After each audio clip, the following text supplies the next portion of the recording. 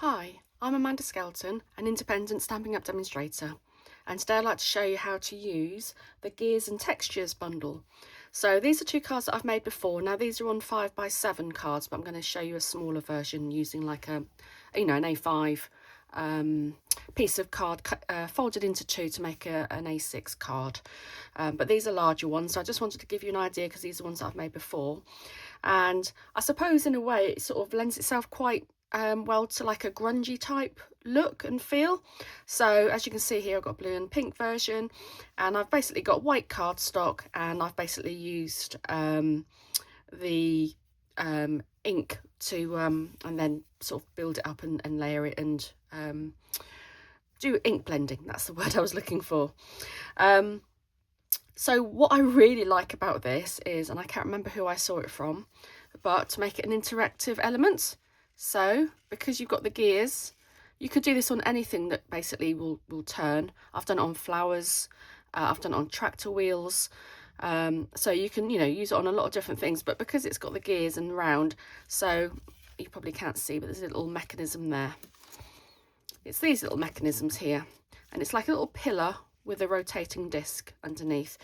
So I've got these from Amazon, and these are called I've had to write it down, mini metal rotating bearings, and that's the mechanism to make these spin. Okay, so that's what I really like about this. Really great for kids cards. Obviously put on the front of it that it's got small parts, or not suitable to be played with necessarily. But yeah, really good for this type of card. So we're going to recreate something similar, slightly smaller, to show you how to do that. So let me just show you here. So this is the Gears and Textures bundle, and you've got the dies and the stamps, and so you've got some good ideas here, sort of if you're using your metallic colours, which looks really good as well. So you get, just put these out of the way a minute. So this is using the new packaging now as well. So you get two folder envelopes, one with the stamps in and one with the dies in. They're stamped inside, and you've got them on there, and these are your dies. Now these both came in one of these. What I actually have done is put them both in one, put them back to back, and put them in the same folder, and then I know that the stamps are with the dies. I've got a whole stack of dies in one section of my storage, and I've got all of my stamps in another, and then I try and find the die that goes with the stamp, and it's a nightmare. So this is really good. I'm going to sneeze. Oh, excuse me. So yeah, so this is a really good way, and then you can reuse the extra one of these that you haven't used for this. You can use it for repurposing your others if you want to. So yeah, so that's what I've got here. So I have cheated a little, and I've already made a start on this, so you don't need to see me stamping. You know how to stamp yourselves. So this is a A4 piece of card, sorry, A5 piece of card folded in half, and then using the stamps. So first of all, I've used my blender brush, and this I'm using Seaside Spray colour, and I've used that to create a blended background. And then I have stamped various images from here. So this image I've used, this image, and this image. And I've used a variety of, so even though this is ink blended with the Seaside Spray, this is stamped with the Seaside Spray. So you can see, even though it's the same colour, it comes out darker. And then this is stamped off. So I stamped here, and then I stamped here just to get a slightly different colour. And then I've used Night of Navy. I think I stamped that one off. I think I've stamped them both off actually. And obviously I've got my greeting here. So that's the basis of my card. And then I've pre-cut some pieces. So these are from the dies. So really nice pieces in here. So I've got this large wheel here, and then I've got this lovely piece here. This is really good if you know people that are into like DIY. It sort of looks a bit like you know, you get the wall hangings where you put all of your hammers and tools on. It sort of looks a little bit like that as well, like a pegboard. So that looks really good in silver as well. Then you've got two parts of the chain and lots of other pieces like a ladder and all of these different cogs and wheels, spokes and things. So that's what I've cut here. So this is 3 layers I've used here. So I've used this one, so this is 1 die. So I've used that one as the base for the navy. And then I've used this inside piece here for this light blue colour. Then I've used this small circle here for the inside navy. You can just see it here. And then this lovely little sort of top of a screw, I suppose, little screw head is really cute. So again, that looks really good in silver. So those are the pieces. Okay, so I've done all of this inking. So I'm just going to see how I want to layer it. So I think I want this sort of over here. So I don't want to get rid of all this detail. I'm going to put this here. And then I think I'm going to have that coming down from here. So I've got that cut off here. You can have that obviously as long as you want it to. And then I think I might put that here. And I think I might put that one there. So that sort of fills the gaps nicely. So I'm just going to get my silicone mat. And I'm using my double-edged glue tape runner. Just checking I can't see it from that side. No. Okay.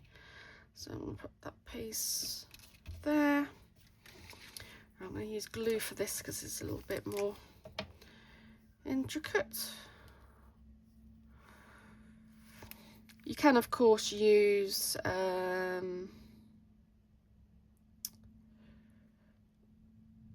was I thinking then? You can use double-sided glue or you can use tweezers. So I'm going to put this edge to the top of here so it looks like it's coming down. Just going to overlap that there. That's not even straight.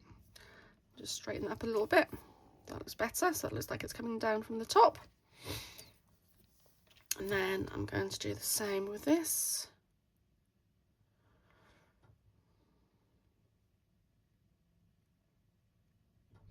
But this set is really great for masculine cards and sort of kids or teenage cards.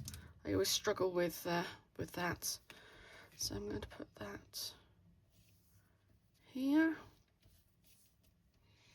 Right, and now the fun bit. Ooh.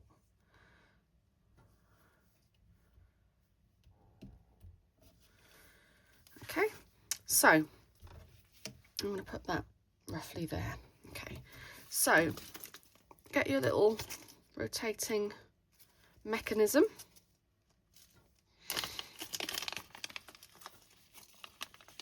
So when I did a tractor, I mean, you could do it on cars, all sorts of things.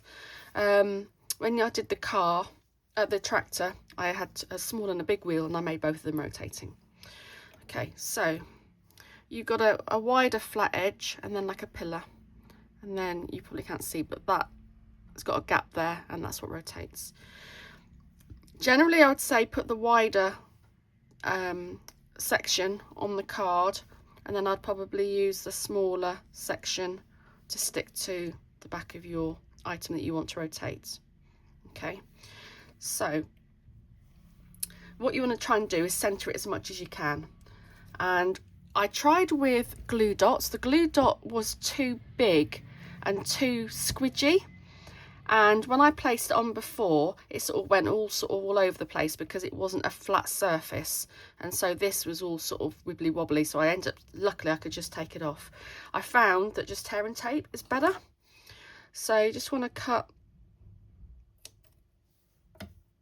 a small piece and place that on the top. Ooh, like that. So you can see there, the bottom is flat, but you can see the top bit rotates there. Okay. And then you can take the protective piece off eventually. if I can get hold of it.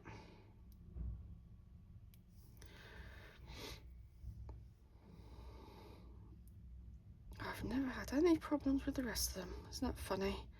The minute I want to record it, the minute it becomes a pain. Come on. No, that hasn't done it. I've taken the whole thing off. Right, come on.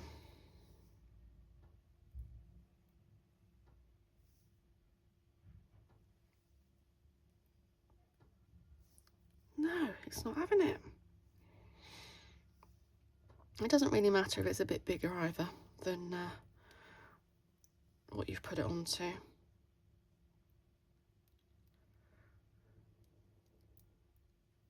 There you go. So I can see that that's on because it's bigger. What you want to do is turn your rotating piece over, press the sticky side down, and you want to make sure, don't press it too hard to start with because you want to position it. And you want to make sure it looks like it's in the middle, otherwise it's going to spin off axis.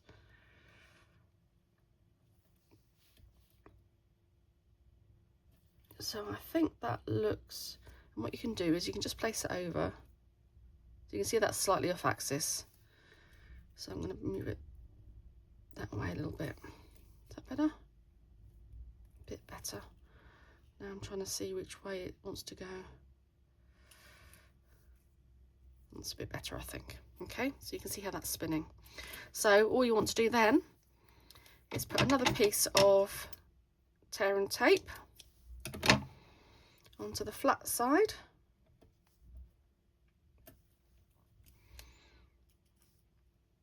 Hopefully this will be easier to do. Or maybe it won't. It's going to be one of those days, isn't it?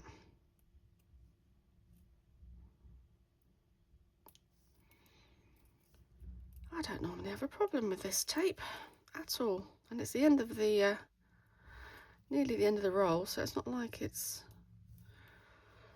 Right, I think that was going to try and give there.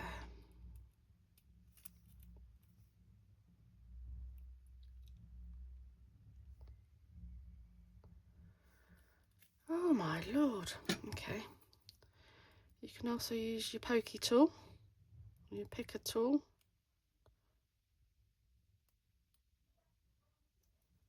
There you go. Okay, you can see the tape is on there. And then I'm going to place that about there. So I want it to look like it's sort of interacting with that. If you wanted to, you could do different ones. I don't know if they will actually interact with each other. If you rotated one, if you could put two together and they would rotate. But there you go. There you have your rotating element. Hope you've enjoyed that. So I think there's lots you can do with the gears and textures set. There's lots of different colours. I think black and burgundies and golds and, you know, metallic bronze colours I think would work really well as well. I hope you've enjoyed it, and as always you can find me at Amanda's Crafted Cards on Pinterest and on YouTube, and you can find the products on Stampin' Up at Amanda's Crafted Cards at stampingup.net. So I hope you've enjoyed it, and I shall speak to you later. Bye bye.